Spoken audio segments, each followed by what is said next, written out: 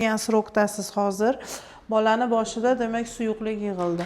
Ana shu o'zi suyuqlik bo'ladi. Faqat miqdori 10 ml-gacha norma.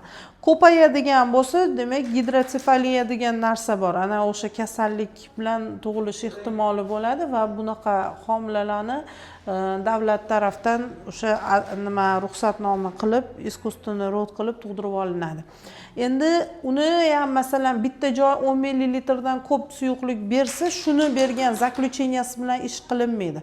Yana ikkita joyda ko'riladi. 3 ta berilgan zaklучениyaga qarab turib, keyin bitta xulosaga kelinadi. Qachon mana shu suyuqlikni miqdori ko'payadi? Homiladorlikda infeksiyalar, o'sha ureplazm, mikoplazm, xlamediya degan infeksiyalar shundan keyin va bu homiladorlikda ayniqsa o'sha birinchi trimestr deymiz, 12 haftagacha o'tkazgan infeksiyalarimiz, oddiy virusli infeksiyalar, bakterial infeksiyalar o'tkazamiz, mana shularni asorati bo'ladi bu narsa. Hozir endi ko'ramiz, agar bu yoqda ham shu narsa 3 ta joyda tasdiqlansa, unda o'sha aytgan gapim. Xo'p, bu narsaga hecham siqilish oson emas, tushunaman bu narsani. Ertaga qo'limizga olib mehrimiz tushib, uni demak yillar davomida mashq